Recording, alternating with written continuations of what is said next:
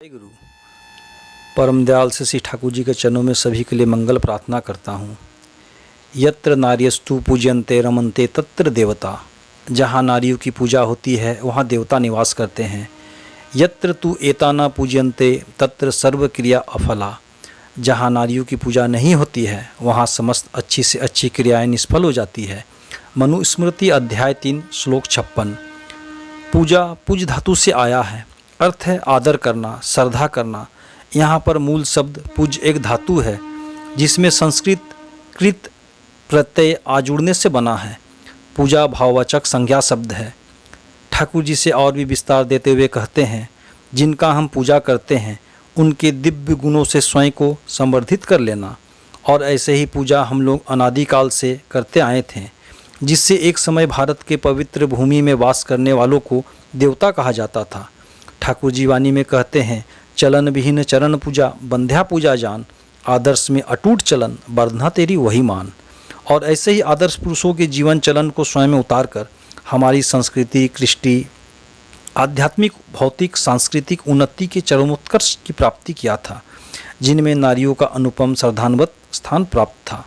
परंतु आज के कलयुग समय में मानवता घोर संक्रमण काल के दौर से गुजर रहा है, जिसमें देश दुनिया के नर एवं नारी अपने अपने स्व वैशिष्ट का उल्लंघन करने में संकोच बोध नहीं कर रहे हैं, जिससे चलन एवं चरित्र पातित्य की ओर द्रुत गति से अग्रसर हो चला है। ऐसे ही धर्म की ग्लानि के समय में भगवान अपने दिए वचन की रक्षा करने के निमित्त आते हैं और उनका वचन संभवामी युगे युगे को पूरा करते हैं और मनुष्य जाति को धर्म के पथ पर बचने एवं बढ़ने के पथ पर आरूढ़ कर देते हैं। ऐसे ही घोर कलिकाल में परम पुरुष युगावतार परम प्रेमयुग पुरुषोत्तम से श्री ठाकुर अनुकूल चंद्र जी का धरा का भार हरने के लिए आविर्भाव हुआ। उनके द्वारा दिए गए सैकड़ों ग्रंथों में मुख्यतः 2 ग्रंथ सत्यानुसरण एवं नारीनीति प्रति प्रत्येक के लिए अनुसरणीय एवं अनुकरणीय है। इन्हीं ग्रंथों की माला में से एक नारीनीति ग्रंथ के वाणियों को सहज एवं सारगर्भित रूप में समझेंगे, जिसमें माताओं के चरित्र निर्माण किस तरह से होना चाहिए पर ठाकुर जी वाणी दिए हैं। परम दयाल युग पुरुषोत्तम से श्री ठाकुर अनुकूल चंद्र जी ने कन्याओं को संबोधित करते हुए कहा कि कन्या मेरी, तुम्हारी सेवा, तुम्हारा चलन, तुम्हारी चिंता, तुम्हारी कथनी पुरुष जनसाधारण में ऐसा एक भाव पैदा कर दे जिससे वे नतमस्तक नत जानू हो, ससंभ्रम भक्ति गद गद कंठ से माँ मेरी, जननी मेरी कहते हुए मुग्ध हो, बुद्ध हो, तृप्त हो, कृतार्थ हो। तभी तो तुम कन्या हो, तभी तो तुम हो सती। श्री ठाकुर जी नारीनीति ग्रंथ में। जगत में मनुष्य जो कुछ दुख पाता है उनमें अधिकांश ही कामनी कांचन की आसक्ति से आते हैं। इन दोनों से जितना दूर हटकर रहा जाए उतना ही मंगल है। प्रत्येक की माँ ही है जगजननी, प्रत्येक नारी ही है अपनी माँ का विभिन्न रूप। इस प्रकार सोचना चाहिए। सत्यानुसरण ग्रंथ। नारी से ही जात जन्म लेती है, वह वृद्धि पाती है। इसलिए नारी जिस प्रकार व्यष्टि की जननी है उसी प्रकार समष्टि की भी। और यह नारी जैसे भाव में आविष्ट रहकर जैसा करके पुरुष को उद्दीप्त करती है, पुरुष से वही भाव नारी में जन्म ग्रहण करता है। इसलिए नारी मनुष्य को प्रकृति में मूर्त व परिमापित करती है। इसलिए वह जीव जगत की माँ है। चलार साथी वाणी संख्या 176। तुम्हारी स्त्री के भाव तुम्हें जैसे भाव में उद्दीप्त करके अपनी प्रति आनत करेंगे, तुम अपने में मूर्त उसी भाव के जनक बनोगे। ठीक जान लो। चलार साथी वाणी संख्या 194। लक्ष्य रखो, तुम्हारी स्त्री के प्रथम और प्रधान कर्तव्य मानो तुम्हारे माता पिता या जिनसे पुष्ट हुए हो ऐसे सनिर्बंध मंगलकामी की सेवा करना। ऐसा सेवा से विमुख होकर अपनी सेवा कराने हेतु उसे प्रशय मत दो। प्रत्युतः तुम बिल्कुल ही अपनी स्त्री की सेवा की आकांक्षा ना करो, वह भी अच्छा है, किंतु उनकी सेवा में यथा सर्वस्व तिल भर भी त्रुटि ना हो। चलार साथी वाणी संख्या 200। तुम्हारी स्त्री के उन्नत भाव और वार्तालाप तुम्हें जितना भी उन्नत और उद्दीप्त भावाविष्ट बना छोड़ेंगे और तद्भावग्रस्त होकर तुम उनमें आनत हो तो तुम्हारी संतान भी वैसी और वही होगी, उसमें कोई संदेह नहीं। हिसाब से चलो। चलार साथी वाणी संख्या 195। जिनका मन सत्य एकासक्ति से पूर्ण है वही सत्य सती है। सत्यानुसरण ग्रंथ। एकनिष्ठ सती के गर्भ को छोड़कर एकनिष्ठ सत्य मनुष्य जन्म नहीं लेता है। आलोचना प्रसंग खंड 8 पृष्ठ संख्या 204। सती का अर्थ है अपने जीवन द्वारा स्वामी का पोषण, उनकी सत्ता का संवर्धना करना, आलोचना प्रसंग खंड 12 पृष्ठ संख्या 57। नारी के वैशिष्ट में है निष्ठा, धर्म, शुश्रूषा, सेवा, साहस्य, संरक्षण, प्रेरणा और प्रजनन। कुमारी कन्याओं का पिता के प्रति अनुरक्त रहना, उनकी सेवा और साहचर्य करना, उनके साथ वार्तालाप करना उन्नति का प्रथम और पुष्ट सोपान है। नारी नीति वाणी संख्या 6। व्याख्या। परम दयाल श्री ठाकुर जी कन्याओं को संबोधित करते हुए कहते हैं, तुम्हारी चिंता कथनी पुरुष वर्ग में एक ऐसा भाव प्रकट कर दे कि वह नतमस्तक होकर वह व्यक्ति तुम्हें माँ एवं जननी संबोधित करे। वह व्यक्ति तुम्हारे पवित्र चलन एवं व्यवहार से मुग्ध हो, तृप्त हो जाए, तभी तो तुम कन्या हो, तभी तो तुम हो सती। यदि माताएं देवी नहीं होगी तो उससे देवत्व गुण व्यक्ति जन्म नहीं लेगा। पृथ्वी आज राक्षसों से भरी पड़ी है। इसका मुख्य कारण है पवित्र माताओं का अभाव। ईथर में अति उत्तम आत्माएं भटक रहे हैं। उन्हें उपयुक्त माता पिता नहीं मिल रहे हैं कि वे स्थान पा सके। निकृष्ट आत्माएं धरती पर उत्पात मचाए हुए हैं, जिससे सभी लोग त्रस्त हैं। परम दयाल श्री ठाकुर जी ने उनका कार्य करने के लिए 5 मनुष्य नहीं मिला। कहते हैं कि मैं मनुष्य का भिक्षुक हूँ, भिक्षुक होकर जन्म लिया हूँ। मेरे जाने के बाद मेरा यह दावा तुम लोगों पर है। पवित्र माताएं पवित्र दाम्पत्य से ही पवित्र आत्माएं धरती पर ला सकती है। विवाह मनुष्य की 2 प्रधान कामनाओं को ही परिपूरित करता है। एक है उद्वर्धन एवं दूसरा है सुप्रजनन। अनुपयुक्त विवाह इन दोनों को ही खिन्न कर देता है। नारी नीति वाणी संख्या 72। सुसंगत विवाह के अभाव में सब कुछ नष्ट हो रहा है। किसी पेड़ पौधे जीव जंतु एवं जानवर में उसके बीज में ही दोष हो तो उससे जन्म या उत्पन्न पौधा पेड़ या जानवर में भी वही दोष संचारित होगा ही। पौधा लगाते समय तो पता नहीं चलता है कि इसका कैसा फल होगा।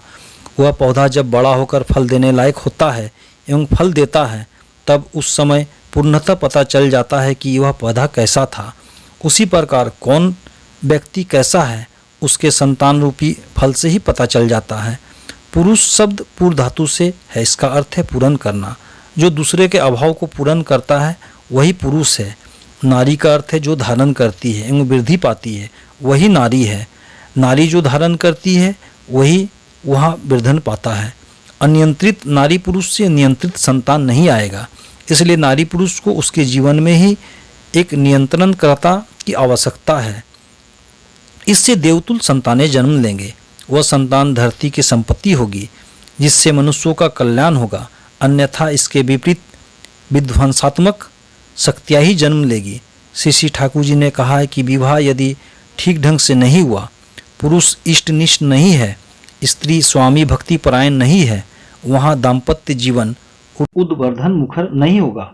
चूँकि वहाँ पर पुरुष की पूर्ण प्रवणता एवं स्त्री की पोषण परायणता स्थिर है, एक दूसरे के प्रति भार स्वरूप के रूप में हो जाता है। संतान को जो जन्म सूत्र संपत्ति पाना चाहिए था वह उसे नहीं पाता है। ऐसे परिवेश में संतान के अंदर मातृ भक्ति एवं पितृ भक्ति पुष्ट नहीं हो पाती है। इस तरह परिवार नीचे की ओर जाता है। समाज एवं देश का भी अवनति होने लगता है। आलोचना प्रसंग 17वां खंड पृष्ठ संख्या 117। माताओं का व्यवहार यदि एक देवी की तरह नहीं होने पर उसके यहाँ देवता कैसे आएंगे। देवी देवता इष्टमुखी होते हैं। इष्ट ही उनके सर्वस्व है।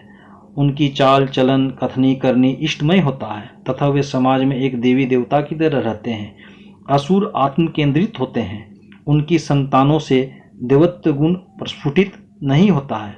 पुरुष नारी दोनों आत्म केंद्रित बन जाए तो संतान स्वतंत्र होगा ही। एक माँ श्री ठाकुर जी के यहाँ अपने पति से झगड़कर गई थी।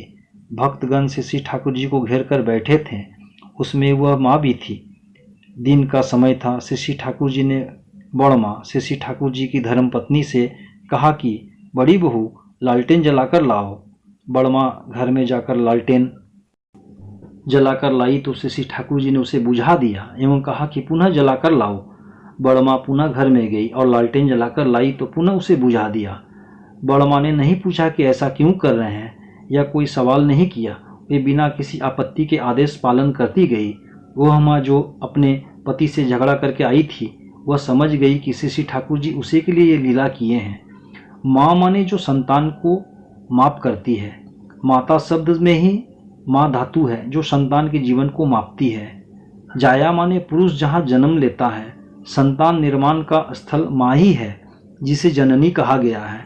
माताएं जब देवत्व गुणों से संपन्न नहीं होगी तब तक अच्छी संतानों की कल्पना भी नहीं की जा सकती है। श्री ठाकुर जी ने कन्याओं को संबोधित करते हुए कहा कि तुम्हारी सेवा, तुम्हारा चलन, तुम्हारी चिंता, तुम्हारी कथनी पुरुष जनसाधारण के हृदय में एक ऐसा भाव पैदा कर दे जिससे वे नतमस्तक नत जानू हो, ससंभर भक्ति गदगद कंठ से माँ मेरी, जननी मेरी कहते हुए मुग्ध हो, बुद्ध हो, तृप्त हो, कृतार्थ हो। तभी तो तुम कन्या हो, तभी तो तुम हो सती। माँ माँ ही है, पुरुष पुरुष ही है, दोनों का अलग अलग वैशिष्ट्य है। आज नारियाँ पुरुष के भेष में दिखाई देती है, पुरुष भी नारियों के भेष में दिखाई देते हैं। यह एक दूसरे का नकल सर्वनाश का ही घोतक है। कन्याओं नारियों का व्यवहार ऐसा हो जिसे पुरुष के मन में उसके प्रति श्रद्धा उमड़ पड़े, यही सती नारी का लक्षण है। शास्त्र में 8 प्रकार का विवाह कहा गया है, जिसमें छठा विवाह असुर विवाह है। इससे कन्या को क्रय कर विवाह किया जाता है, परंतु आज के युग में खासकर इस देश में वर ही खरीदा जा रहा है, जानवरों की तरह वर भी विक्रय हो रहा है। ऐसे स्थिति में सुसंतानों का जन्म लेना असंभव है। विवाह में नारी पुरुष को, पुरुष नारी को विशेष रूप से बहन करते हैं, इसे ही विवाह कहते हैं। इसमें गड़बड़ी होने से वर एवं कन्या में द्वंद्व, अश्रद्धा उत्पन्न होता है एवं आनति होने की शक्ति समाप्त हो जाती है, जिसका कुप्रभाव संतान पर पड़ता है। नारी पुरुष क्षणमात्र सुख के लिए अपने विशाल सुख को त्याग कर देते हैं। ठाकुर जी वाणी में कहते हैं, सदृश घर में उत्कृष्ट वर, कन्या का विवाह परस्तर। जय गुरु, वंदे पुरुषोत्तमम्।